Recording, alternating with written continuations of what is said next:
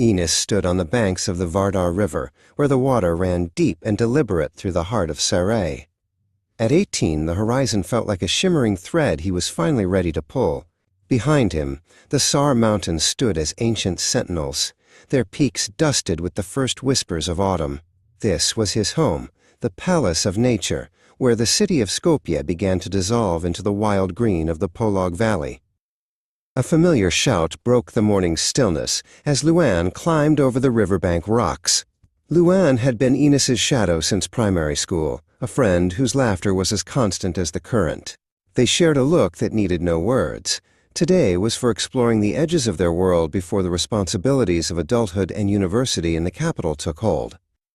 They walked toward the center of Sarai, passing beneath the shadow of a centuries-old Ottoman mosque.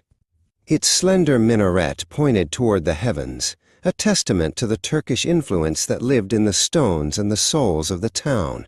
Enos admired the intricate stonework, realizing that his identity was a mosaic of these ancient patterns and the modern dreams he carried in his pocket. The Red City bus from Skopje hissed to a stop nearby, discharging a group of commuters. For the people of Sarai, the capital was a daily destination, yet they returned every night to the quiet of the foothills. Enos watched the bus pull away, realizing how Sarai acted as a bridge, a place where the frantic energy of the metropolis met the rhythmic peace of the Albanian heartland. They ducked into a small tea-house, the Kayhane, where the air was thick with the scent of roasted coffee and Turkish tea. An elder gestured for them to sit. Here the Albanian and Turkish languages danced together in a seamless melody. Luan ordered 2 small tulip-shaped glasses of tea, the amber liquid glowing like jewels in the dim, cozy light of the shop. "The river carries the secrets of the mountains to the sea," said Recep, the shop's owner, as he set down a plate of warm borek. Recep had lived in Sarai for 70 years, and his face was a map of the region's history. Enos listened as the old man spoke of the days when the Sarai was not just a name, but a symbol of the hospitality and grand beauty of the land. Leaving the tea-house, the two friends headed toward Matka Canyon. The transition was abrupt, from the paved streets of the settlement to the soaring limestone walls of the gorge. The Treska River met them here, cold and emerald green.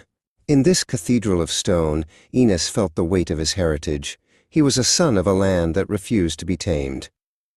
They found a quiet spot overlooking the dam, where the water was as still as a mirror. They talked of the future, of the degrees they would earn in Skopje, and the ways they would bring that knowledge back to Sarai. They weren't just leaving, they were expanding, carrying the Ottoman bridges and the mountain trails with them into the digital age. As the sun dipped below the Sar peaks, the sky turned a bruised purple. The lights of the houses in Sarai began to twinkle, echoing the stars above. Luan stood up and stretched, the silhouette of a man ready for whatever the world had to offer. Enos stayed for a moment longer, breathing in the scent of pine and river water, anchoring the memory in his heart. Enos walked home through the quiet streets, his footsteps echoing on the pavement. He was no longer just a boy from the foothills. He was a guardian of the confluence, the point where the Vardar flowed, where cultures merged, and where the mountains watched over the city. He was the future of Sarai, a palace with no walls and a heart with no limits.